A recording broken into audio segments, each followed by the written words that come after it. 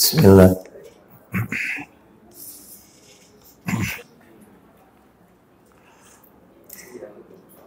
Assalamualaikum warahmatullahi wabarakatuh.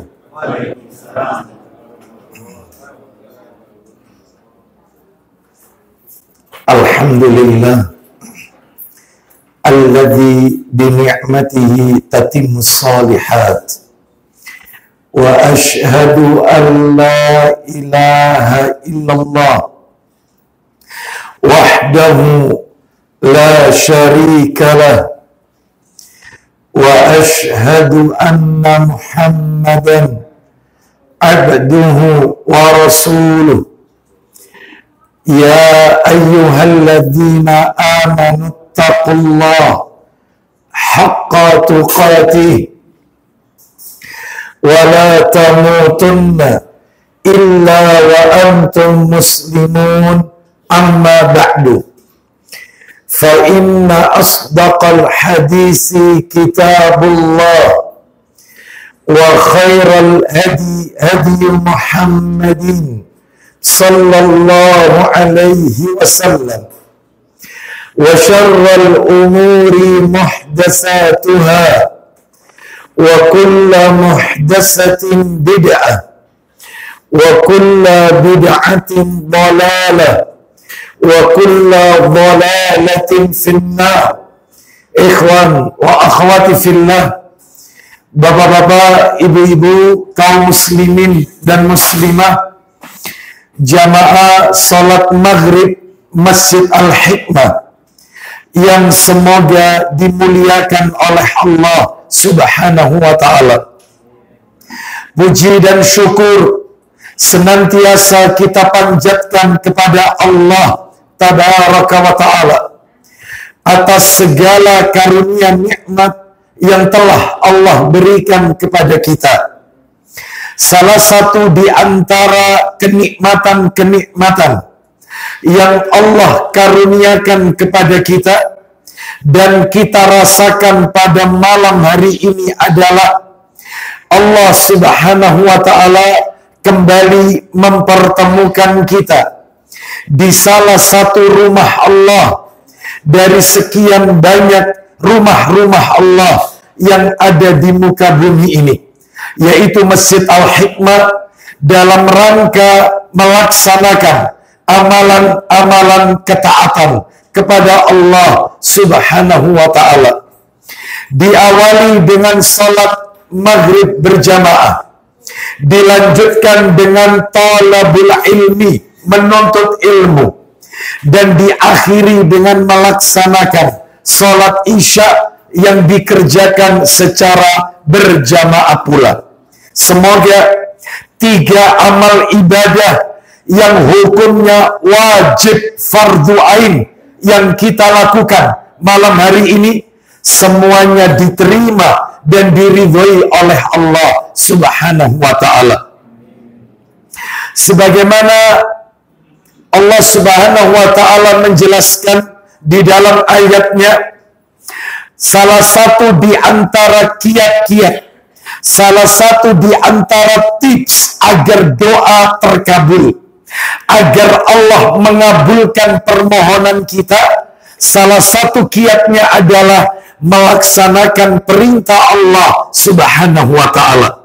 Tanpa kita sadari, malam hari ini tiga perintah Allah sekaligus kita lakukan. Salat maghrib, menuntut ilmu, itu perintah. Ilmu yang dimaksud di sini ilmu din, ilmu agama. Dan diakhiri salat isya, itu juga perintah fardhu ain. Mana dalilnya? Mana dalil yang menjelaskan orang kalau menjalankan perintah Allah maka doanya diijabah oleh Allah Subhanahu wa ta'ala? Dalilnya disebutkan oleh Allah di dalam Al-Quran. Allah berfirman di dalam surat Al-Baqarah, surat yang kedua, ayat yang ke-186. Ayat ini familiar di telinga kita. Bahkan saya yakin di antara kita sudah pada hafal. Allah Ta'ala berfirman, Al-Baqarah 186, wa idza sa'alaka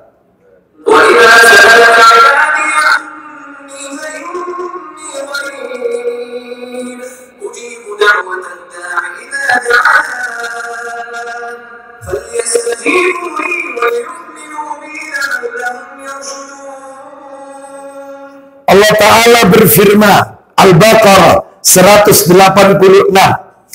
dan apabila hamba-hambaku bertanya kepadamu Muhammad tentang aku, maka sesungguhnya aku dekat. Lalu kita lihat kalimat berikutnya, poinnya. Aku kabulkan permohonan. Nah, aku kabulkan permohonan, syaratnya satu, orang yang berdoa apabila ia berdoa kepadaku. Aku kabulkan permohonan orang yang berdoa, syarat yang pertama, apabila dia berdoa kepadaku. Syarat kedua, hendaklah mereka itu memenuhi perintahku. Itu intinya. Dan yang ketiga, beriman kepadaku. Itu syarat ketiga. Lalu ditutup ayat ini oleh Allah agar mereka memperoleh kebenaran. Mudah-mudahan doa-doa kita semuanya diijabah, dikabulkan oleh Allah Subhanahu wa Ta'ala. Bapak Ibu sekalian, rahimani wa rahimakumullah, malam hari ini seperti biasa di Kamis pekan yang pertama, materinya membahas ensiklopedi sholat menurut Al-Quran dan Sunnah yang sahih, menukil kitab yang ditulis oleh Syekh Dr. Said bin Wahab Al-Qahtani hafizahullah ta'ala. Kitab itu sudah diterjemahkan dalam bahasa Indonesia, terbit 3 jilid, diterbitkan oleh Pustaka Imam Asy-Syafi'i. Judulnya Ensiklopedi Salat menurut Al-Quran dan Sunnah yang sahih. Terakhir pertemuan kita sudah menyelesaikan tentang zikir ba'da sholat. Kita juga sudah membahas 14 hal seputar zikir yang harus Bapak Ibu ketahui. 14 poin seputar zikir yang harus kita ketahui. Bahkan saya pun sudah menyinggung, meskipun belum kelar, yaitu hal-hal yang makruh di dalam sholat, hal-hal yang dibenci oleh Allah ketika kita sholat. Nah, karena pertemuan kita yang lalu cukup jauh, ya, berapa abad kita nggak ketemu ya. Hey. Saya mohon maaf karena selalu uzur, maka malam hari ini kita ambilkan bab baru. Bab baru. Hari ini kita mencoba untuk membahas mengenal 3 bentuk sujud di dalam Islam. Mengenal 3 bentuk sujud di dalam Islam. Sebenarnya sujud ini, Bapak Ibu sekalian, ada 4. Yang pertama adalah sujud di dalam sholat yang kita lakukan, baik sholat fardu maupun sholat sunnah, karena sujud termasuk rukun sholat. Baik. Yang kedua, sujud sahwi, sujud karena lupa. Yang ketiga, sujud syukur, sujud yang dilakukan karena mendapatkan kenikmatan yang tidak terduga dari Allah Azza wa Jalla. Dan yang keempat, sujud tilawah, sujud yang dilakukan saat kita mendengar ayat-ayat yang memerintahkan kita untuk sujud, baik dikerjakan di dalam sholat maupun dikerjakan di luar sholat. Baik, tapi malam hari ini kita batasi mengenal 3 sujud saja. Mengingat waktunya, kayaknya kita bahas yang pertama dulu, sujud sahwi, sujud karena lupa. Baik, Bapak Ibu sekalian, rahimani wa rahimakumullah, sebelum kita masuk kepada sujud sahwi, maka sebagai muqaddimah, kata pengantar, terlebih dahulu saya akan sampaikan 2 hal. Yang pertama, keutamaan sujud secara umum, secara global. Apa fadilahnya orang itu melakukan sujud, baik di dalam sholat maupun sujud di luar sholat, seperti sujud syukur atau misalnya sujud sahwi tapi dilakukan setelah salam, ya, atau sujud tilawah ketika kita mendengar ayat-ayat sajadah yang memerintahkan kita untuk sujud. Baik, apa keutamaan sujud secara umum? Nanti kami sebutkan. Yang kedua, lupanya Rasul bagian dari syariat untuk umatnya. Lupanya Rasul adalah syariat bagi umatnya. Baik, sekarang kita akan bahas yang pertama dulu, keutamaan sujud secara umum. Bapak Ibu sekalian, rahimani wa rahimakumullah, saya bacakan dua dalil untuk menjelaskan keutamaan sujud. Dua dalil. Dua-duanya diriwayatkan oleh Imam Muslim dalam kitab sahihnya, Sahih Muslim. Baik, kami bacakan saja. Dari sahabat Ma'dan bin Talha bin Abi Talha Al-Ya'muri radhiyallahu an, dia berkata, Sahih Muslim nomor 488, Bapak Ibu sekalian. Ini di nomor aslinya, di nomor asli. Baik, kami ulang. Dari sahabat Ma'dan bin Abi Talha Al-Ya'muri radhiyallahu an, dia berkata, aku bertemu dengan Sauban, maula Rasulullah sallallahu alaihi wasallam. Jadi Bapak Ibu kalau mendengar ada kata-kata Sauban atau siapapun nama orangnya lalu dilanjutkan maula, maula itu artinya bekas budak. Jadi kalau kita tadi mendengar aku bertemu dengan Sauban maula Rasulullah sallallahu alaihi wasallam, berarti Sauban itu bekas budaknya Rasulullah sallallahu alaihi wasallam yang sudah dimerdekakan, mantan budaknya Nabi. Siapa yang ketemu Sauban? Ma'dan bin Abi Talha. Lalu apa yang terjadi? Aku bertanya kepada Sauban, ajarkan kepadaku satu amal. Nah ini ya, dia berkata kepada Sauban radhiyallahu an, akhbirni bi amalin a'maluhu yudkhiluni Allahu bihil jannah. Ajarkan kepadaku, beritahukan aku amalan apa yang jika aku lakukan aku dijamin masuk surga. Beritahukan kepadaku amalan apa yang bisa memasukkan aku ke dalam surga. Kata Ma'dan bin Abi Talha, aku ulangi pertanyaan itu 3 kali kepada Sauban. Lalu kemudian Sauban radhiyallahu an menjawab. Nah ini, Sauban berkata, apa kata Sauban? Aku juga pernah bertanya seperti itu. Sa'altu an dzalik Rasulullah sallallahu alaihi wasallam. Aku juga pernah bertanya seperti pertanyaanmu tadi ketika Rasul masih hidup. Ternyata jawaban Nabi, nah ini, amalan yang bisa memasukkan ke surga. Alaika bikasrotis sujudi lillahi.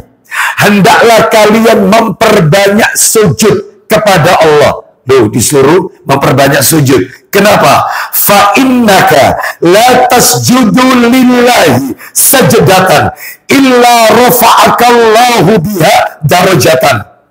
Kata Rasulullah SAW dalam sabdanya, tidaklah seseorang itu sujud satu kali sujud, melainkan Allah Azza wa Jalla akan mengangkat 1 derajat untuknya. Bukan sampai di situ saja. Wa hatta anka biha khati'atan, dan Allah akan hapus 1 dosanya. Saya mau tanya kepada Bapak Ibu, kita kalau sholat subuh 2 rakaat, subuh 2 rakaat, itu sujudnya berapa kali? 4 kali. 1 rakaat 2 kali sujud, berarti 2 rakaat 4 kali sujud. Sekali sujud mengangkat 1 derajat, menghapus 1 dosa. Semakin banyak kita memperbanyak sujud, ditambah sholat sunnah qobliyah ba'diyah, ditambah lagi sholat sunnah yang lain, ya, maka tentunya Allah akan memberikan kita derajat tertinggi kelak di yaumil akhir. Mudah-mudahan pahala itu Allah berikan kepada kita semua. Baik, jadi ini dalil pertama untuk menjelaskan keutamaan sujud. Dalil kedua, terakhir. Dalil kedua, tentang keutamaan sujud. Dalilnya, riwayat Muslim. Di kitab Sahih Muslim, nomor hadis 489. Kita dengarkan. Dari Rabi'ah bin Ka'ab al-Aslami, radhiyallahu an. Dia berkata, kita dengarkan ini. Pada suatu hari, aku bermalam di rumah Rasulullah Sallallahu Alaihi Wasallam. Maka aku membawakan untuk beliau air wudhu dan untuk keperluan beliau yang lainnya. Baik, jadi beliau melayani Rasulullah Sallallahu Alaihi Wasallam. Namanya Rabi'ah bin Ka'ab al-Aslami. Lalu kemudian Nabi Sallallahu Alaihi Wasallam berkata kepadaku. Apa kata Nabi? Sal, mintalah kepadaku. Apa yang kau inginkan dariku? Faqala, ya fakultu. Maka aku berkata. Nah ini mumpung ditawari ini. Ya, apa yang kau minta dariku? Maka aku berkata, as'aluka murafaqataka fil jannah. Aku ingin wahai Rasulullah menemani Anda bukan hanya di dunia, tetapi sampai di surga Allah Azza wa Jalla bersama dengan Anda, wahai Nabi. Baik. Terus Nabi berkata, qala au ghaira dzalik, ada lagi permintaanmu yang lain? Mungkin ada tambahan atau ada yang lain yang kau minta dariku? Maka kata Rabi'ah bin Ka'ab al-Aslami, beliau mengatakan, huwa dzaka, hanya itu wahai Rasulullah. Maka Nabi menjawab, apa kata Nabi? Jika ingin bersamaku nanti di akhirat bersama Nabi Sallallahu Alaihi Wasallam di surga Allah, fa'inni ala nafsika bikasratis sujud. Tolonglah aku untuk engkau memperbanyak sujud. Ya, memperbanyak sujud. Tolonglah aku atas dirimu dengan memperbanyak sujud kepada Allah Azza wa Jalla. Makanya orang kalau memperbanyak sujud, maksudnya memperbanyak sholat, yang fardu maupun yang sunnah, maka mudah-mudahan termasuk hamba-hamba Allah yang menemani sang utusan di surga Allah Azza wa Jalla. Baik, jadi ini keutamaan yang kedua. Mudah-mudahan Allah memberikan itu semua kepada kita. Sekarang masuk materi nomor 2. Lupanya Rasul adalah syariat bagi umatnya. Apa Nabi pernah lupa, Ustaz? Ya. Tetapi lupanya Nabi jadi syariat bagi kita. Kita dengarkan. Di mana itu? Dalilnya riwayat Muslim. Kitabnya sama, Sahih Muslim. Nomornya 572. Kita dengarkan, Muslim nomor 572. Ini semua di nomor aslinya, Bapak Ibu sekalian. Nah, 572. Nah, kita bacakan, yaitu bersumber dari sahabat Abdullah bin Mas'ud radhiyallahu an. Dia berkata, Rasulullah Sallallahu Alaihi Wasallam mengerjakan salat. Lalu kemudian salat beliau lebih atau kurang dari jumlah rakaat yang semestinya.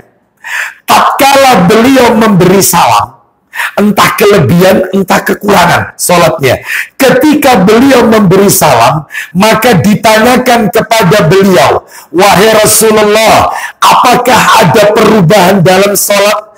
Apakah syariat sholat sudah berubah? Apakah ada perubahan? Maka Nabi Sallallahu Alaihi Wasallam berkata, mengapa Anda bertanya seperti itu? Mengapa demikian pertanyaanmu? Mereka para sahabat menjawab, Anda sholat begini dan begini, wahai Rasulullah. Entah kelebihan, entah kekurangan jumlah rakaat. Lalu kemudian apa yang terjadi? Beliau menyimpulkan kedua kakinya menghadap ke kiblat, lalu sujud 2 kali. Berarti sujud sahwi. Kemudian memberi salam. Lu salam lagi berarti? Iya. Jadi tadi sudah salam. Assalamualaikum warahmatullahi. Assalamualaikum warahmatullahi. diingatkan oleh para sahabat, apakah sholat ada perubahan? Terus Nabi berkata, Anda kenapa bertanya seperti itu? Anda sholat begini dan begitu ya Rasulullah. Lalu kemudian Nabi menyimpuhkan kakinya, sujud 2 kali, salam lagi. Berarti sujud sahwinya setelah salam. Baik, kita dengarkan. Kemudian setelah itu beliau menghadapkan mukanya kepada kami seraya bersabda. Nah ini. Apa kata Nabi Sallallahu Alaihi Wasallam? Nabi Sallallahu Alaihi Wasallam bersabda. Kata beliau, ya, sesungguhnya jika ada suatu perubahan tentang cara sholat, tentu aku memberitahukan kepada kalian semua. Nah ini mulai. Aku hanyalah manusia biasa yang bisa saja lupa, salah, sebagaimana kalian juga bisa salah. Karena itu, apabila aku lupa, ingatkan aku. Dan apabila kamu ragu-ragu dalam sholat tentang jumlah rakaat, nah, ambillah yang pasti, yaitu jumlah yang sedikit. Jadi kalau kita bingung, ini rakaat ketiga atau keempat, ini rakaat kedua atau ketiga, maka ambil yang sedikit, 2. Ambil yang 3, jangan ambil yang 4. Setelah itu kata Nabi, sempurnakan sholat kalian, lalu sujudlah 2 kali. Baik. Berarti Nabi pernah lupa? Iya. Tapi lupanya Nabi jadi syariat bagi kita umatnya. Saya mau tanya nih, andai kata Nabi tidak pernah lupa dalam sholatnya, lupa jumlah rakaat, tidak pernah lupa, kira-kira ada sujud sahwi atau tidak? Tidak ada. Kenapa ada sujud sahwi? Karena Nabi pernah lupa. Berarti lupanya Nabi syariat bagi kita. Lupanya panjenengan, ya, beda, ya. Inilah bedanya kita dengan Rasulullah Sallallahu Alaihi Wasallam. Baik, Bapak Ibu sering tidak lupa jumlah rakaat? Kalau sering perlu diruqyah.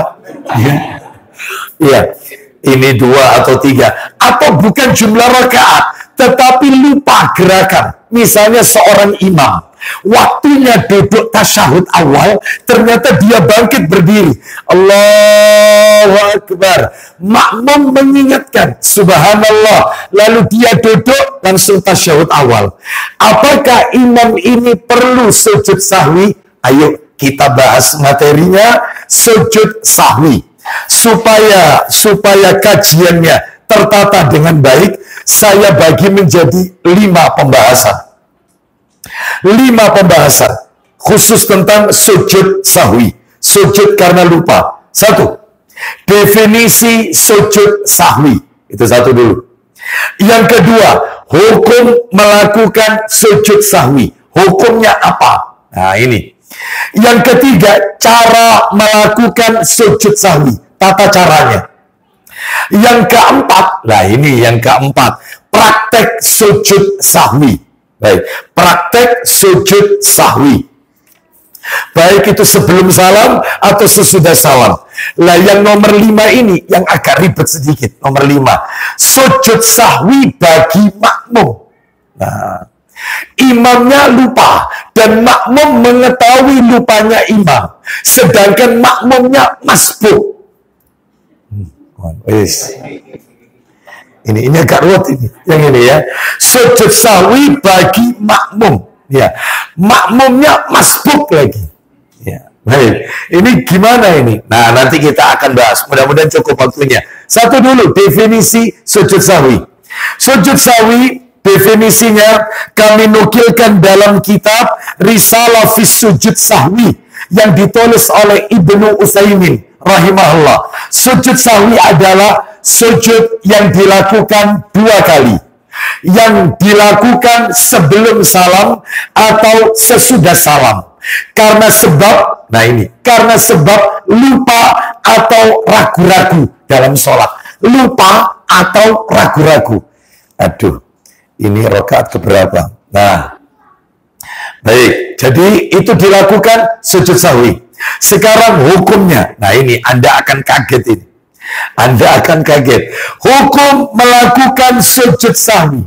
Maka saya bacakan menurut pendapat yang rajih, pendapat yang argumentatif, pendapat yang kuat jumhur ulama, sebagaimana kami nukil dalam Majmu' Fatawa Ibnu Taimiyah di juz yang ke-23 halaman 28, hukum jumhur ulama sepakat sujud sahwi hukumnya wajib, bukan sunnah. Jadi imam meskipun diingatkan makmum, diingatkan lalu dia kembali, yaitu sesuai dengan yang diingatkan makmum, itu tetap dia sujud sahwi. Jadi dia mestinya tahiyat awal, lalu dia berdiri, makmum mengingatkan subhanallah, lalu dia segera duduk tahiyat. Maka sebelum dia salam sujud sahwi, karena dia ragu-ragu atau lupa. Wajib, bukan sunnah hukumnya, wajib. Ya. Wanek ngono sujud sahwi terus awak dhewe, ya. Karena suka lupa. Baik. Ya, saya ulang ya. Menurut jumhur ulama wajib. Kenapa? Kenapa? Hal ini dikarenakan Rasulullah sallallahu alaihi wasallam tidak pernah meninggalkan sujud sahwi. Enggak pernah.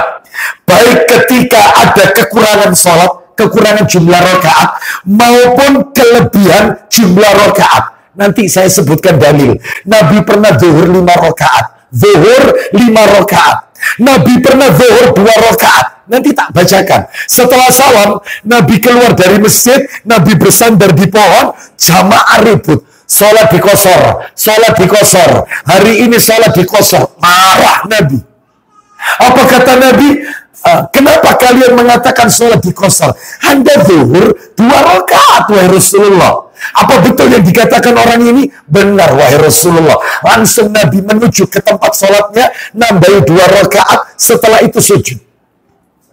Sujud sahwi 2. Berarti Nabi nggak pernah meninggalkan. Ya. Ini termasuk kelebihan rakaat. Baik.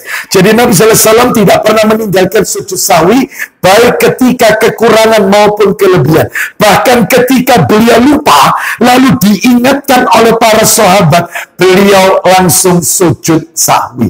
Diingatkan loh ini, tetap sujud sahwi. Wajib. Sepakat ulama. Baik. Kita lanjutkan yang nomor 3. Cara melakukan sujud sahwi. Gimana tata caranya? Tata caranya adalah 1. Dimulai atau dilakukan dengan bertakbir. Jadi ketika tasyahud, misalnya ini sebelum salam. Maka setelah kita innaka hamidum majid, lalu kita tambahkan doa-doa yang Nabi ajarkan, Allahumma inni a'udzubika min adzabi jahannam, dan seterusnya, berlindung dari 4 perkara itu. Lalu boleh ditambah doa yang lain, Allahumma inni as'aluka jannah wa a'udzubika minan nar, atau Allahumma a'inni ala dzikrika wa syukrika. Karena itu boleh dibaca sebelum salam, Allahumma a'inni ala dzikrika, atau doa-doa yang lain. Nah, sebelum salam takbir, Allahu Akbar, sujud. Bacanya apa? Bacaannya seperti kita membaca doa dalam sujud. Subhana rabbiyal a'la, atau subhanakallahumma wa bihamdika rabbana wa bihamdika Allahumma firli. Baik, jadi dimulai dengan takbir. Yang kedua, kemudian sujud 2 kali seperti sujud dalam sholat. Boleh dilakukan sebelum, boleh dilakukan setelah salam. Itu yang ketiga. Nah, terus yang nomor 4, tidak ada doa khusus yang sahih dari Nabi. Ya, hanya saja boleh doa sujud sebagaimana ketika kita sholat. Subhanakallahumma rabbana wa bihamdika Allahumma firli, atau subhana rabbiyal a'la. Terus tidak baca tasyahud lagi, langsung diakhiri salam. Contoh, tahiyat, innaka hamidum majid. Setelah baca doa, Allahu Akbar, sujud. Baca doa sujud, Allahu Akbar, baca doa seperti kalau kita duduk di antara 2 sujud. Allahumma firli warhamni wajburni warfa'ni wadini. Terus kemudian Allahu Akbar, sujud lagi, subhana rabbiyal a'la. Allahu Akbar, sujud duduk lagi, gak pakai tahiyat, langsung salam. Assalamualaikum warahmatullahi wabarakatuh. Assalamualaikum warahmatullahi wabarakatuh. Itu kalau sebelum salam. Baik. Adapun kalau sesudah salam hampir sama. Hanya saja dilakukan setelah salam, lalu kemudian sujud 2 kali, gak pakai tahiyat lagi, langsung salam lagi. Berarti salamnya 2 kali. Salam pertama untuk salatnya, salam kedua untuk sujud sahwinya. Paham sampai di sini Bapak Ibu? Baik. Sekarang nomor 4, praktek sujud sahwi. Mau Isa ya? Jam berapa Isa? Kok cepat di sini nih ya? Ya, yang nomor 4, praktek sujud sahwi. Bagaimana prakteknya sujud sahwi? Ya, di sini kita lihat ada 2. Yang pertama, jika dilakukan sebelum salam. Sebelum salam. Entah karena lupa atau kekurangan rakaat. Atau karena ragu-ragu dalam sholatnya. Bagaimana itu? Saya bacakan dalilnya. Sebelum salam. Dalilnya riwayat Muslim. Dalam sahihnya. Nomornya 570. Saya bacakan. Dari sahabat Abdullah bin Buhaina al-Asdi radhiyallahu anhu, yaitu kawan yang telah bersumpah setia dengan Bani Abdul Muttalib. Ia berkata, Rasulullah SAW pernah sholat zuhur. Nabi pernah sholat zuhur, di mana beliau langsung berdiri, sedangkan seharusnya duduk tahiyat awal, tasyahud awal. Maka ketika sholat telah cukup 4 rakaat, beliau sujud 2 kali dengan membaca takbir setiap kali sujud, yaitu ketika duduk sebelum salam. Orang banyak ikut pula, bersama-sama dengan beliau sebagai pengganti tasyahud awal yang lupa. Ini riwayat Muslim sebelum salam. Dalil yang lain. Saya bacakan langsung aja terjemahannya. Disebutkan dalam riwayat Muslim, nomornya 571, dari Abu Sa'id Al-Khudri radhiyallahu anhu. Dia berkata, Rasulullah SAW bersabda, apabila ragu-ragu dalam sholatnya, kemudian tidak tahu berapa rakaat sholat yang telah ia kerjakan, 3 atau 4 rakaat, maka hendaklah dia hilangkan keraguannya dan dia tetap sholat, mengambil apa yang diyakininya, yang paling sedikit. Kemudian sujud 2 kali sebelum salam. Apabila ternyata dia sholat 5 rakaat, maka genaplah sholat itu baginya. Dan apabila ternyata dia sholat 4 rakaat pas, maka 2 sujud sahwinya itu sebagai penghilang gangguan dari syaitan, penghinaan bagi syaitan. Jadi setelah sujud sahwi dia salam, baru dia berpikir, ternyata pas 4 rakaat saja ini, pas. Maka sujud sahwinya itu untuk menghina syaitan yang telah meragukan dia. Nah, paham sampai di sini? Ya, andai kata 5 rakaat, sujud sahwinya itu untuk menyempurnakannya. Wallahu a'lam wa bishawab. Sekarang kita lanjutkan yang nomor 2, dilakukan setelah salam. Setelah salam. Hampir mirip sih sebenarnya. Ya. Disebutkan di dalam hadis riwayat Muslim nomornya 572 dari Abdullah bin Mas'ud radhiyallahu anhu. Dia berkata, suatu ketika Rasulullah SAW sholat zuhur 5 rakaat. Ini yang tadi saya singgung. Setelah selesai sholat, beliau ditanya seseorang, apakah rakaat sholat bertambah? Apakah sekarang zuhur jadi 5 rakaat? Ya. Kemudian beliau langsung sujud sahwi 2 kali setelah salam. Jadi setelah salam itu Nabi sujud 2 kali, terus salam lagi. Berarti untuk menutupi daripada keraguan-raguannya atau kelebihan sholat tersebut.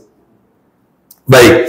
Lalu kemudian disebutkan juga, nah ini yang tadi kami singgung. Dalam riwayat Muslim, nomornya 573, dari Abu Hurairah radhiyallahu anhu, dia berkata, Nabi SAW pernah sholat zuhur atau asar. Kemudian beliau sholat 2 rakaat. 2 rakaat. Kemudian beberapa manusia tergesa-gesa segera keluar dari pintu-pintu masjid sambil mengatakan, sholat dikosor. Sholat dikosor. Hari ini sholat dikosor. Kemudian Nabi menuju ke sebatang kayu di masjid, bersandar padanya, sepertinya beliau sedang marah. Nabi sedang marah. Lalu ada seseorang namanya Dzul-Yadain radhiyallahu anhu. Dia berkata, wahai Rasulullah, apakah engkau sholat kali ini Anda kosor? Apakah ini dikosor? Maka Nabi menjawab, aku tidak lupa dan aku tidak mengkosor sholat. Lu coba bayangkan, Pak. Aku tidak lupa dan aku tidak mengkosor sholat. Ya. Apa yang terjadi? Dzul-Yadain menjawab, justru engkau lupa, wahai Rasulullah. Engkau lupa. Kemudian Nabi bertanya kepada sahabat yang lain, apakah benar yang dikatakan Dzul-Yadain? Maka seluruh sahabat berkata, benar ya Rasulullah, Anda sholat tadi 2 rakaat. Langsung Nabi menuju ke tempat sholatnya, nambahi 2 rakaat. Setelah itu salam, setelah itu Nabi sujud sahwi 2 kali. Jadi ditambahi dulu 2 rakaat, salam. Ya, setelah salam sujud 2 kali. Kita dengarkan memandang adzan Isya. Ya, wassallallahu ala nabiyyina wa ala alihi washabihi wasallam.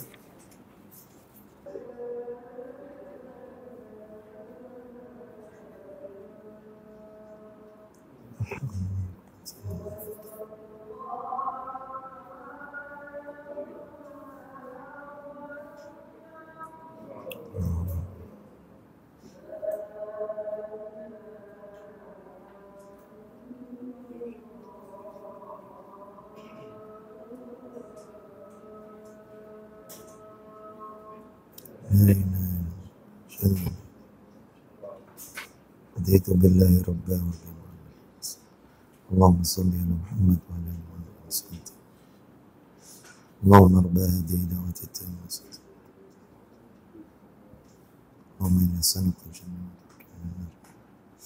Alhamdulillah wassalatu wassalamu ala Rasulillah. Amma ba'd. Kita lanjutkan sedikit Bapak Ibu sekalian. Yang terakhir, yang kelima, sujud sahwi bagi makmum. Bagi makmum ada 2. Yang pertama, sujud sahwi bagi makmum yang mengikuti sholat dari awal. Jadi bukan masbuk. Makmum yang ngikut dari awal. Maka dalam hal ini, makmum harus mengikuti sujud sahwi yang dilakukan oleh imam. Kenapa? Baik itu sebelum maupun sesudah salam. Karena imam itu dijadikan hanya untuk diikuti. Itu ya, sebagaimana riwayat Muslim di hadis yang ke-417. Baik, itu kalau makmumnya ngikut imam dari awal. Kalau imamnya sujud sahwi, makmum ikut sujud sahwi. Baik itu imamnya sujud sahwi sebelum salam atau sesudah salam, makmum tetap ikut karena makmum bukan masbuk. Lah yang jadi agak ribet itu yang nomor 2. Makmum yang masbuk, makmum yang ketinggalan. Itu ada 2 aturan main. Apa itu? 1. Saya bacakan pelan-pelan ya. Saya bacakan. Ini makmum yang ketinggalan. Yang pertama, apabila imam melakukan sujud sahwi sebelum salam, imamnya sujud sahwi sebelum salam, maka jika makmum mengetahui lupanya imam dalam sholat, jadi ketika makmum masuk rakaat kedua atau rakaat ketiga, imam melakukan kesalahan, lupa rakaat atau ragu-ragu. Nah, dia mendapati lupanya imam. Maka yang harus dilakukan adalah maka makmum harus mengikuti sujud sahwinya imam. Kemudian menyelesaikan sholatnya yang ketinggalan dan mengulang kembali sujud sahwinya. Jadi rakaat ketiga masuk dan mendapati imam salah, maka rakaat keempat tahiyat imamnya sujud sahwi, makmum ikut 2 kali sujud. Imamnya salam, kita nggak boleh salam karena kurang rakaat kita. Tambahkan setelah kita tambah tahiyat akhir sujud sahwi lagi 2 kali. Kenapa? Alasannya, sujud sahwi yang pertama ikut imam. Imam itu untuk diikuti. Sedangkan sujud sahwi yang kedua adalah dikarenakan tempatnya sujud sahwi itu di akhir. Sedangkan dia tadi baru dapat rakaat kedua. Meskipun imam rakaat keempat. Bisa dipahami di sini? Ini kalau sebelum salam. Ya, terus namun jika makmum yang masbuk yang terlambat ini tidak mengetahui salahnya imam, jadi dia masuk rakaat ketiga, rupanya rakaat kedua imam itu sudah lupa dan dia tidak mengetahui lupanya imam. Ya, maka makmum cukup mengikuti sujud sahwinya imam rakaat keempat itu, sedangkan ketika dia setelah menambah jumlah rakaat tidak perlu sujud sahwi lagi yang kedua karena dia tidak mendapati lupanya imam. Bingung kira-kira? Enggak ya? Enggak ya? Tinggal yang dijadikan poinnya adalah mendapati kesalahan imam atau tidak.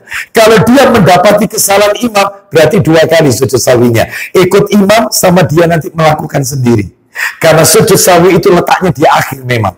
Kalau dia tidak mendapati kesalahan imam, maka cukup sujud sahwinya 1 kali, ikut imam saja. Imam setelah salam, maka kita nambah jumlah rakaat, kita sudah tahiyat, tidak perlu sujud sahwi lagi.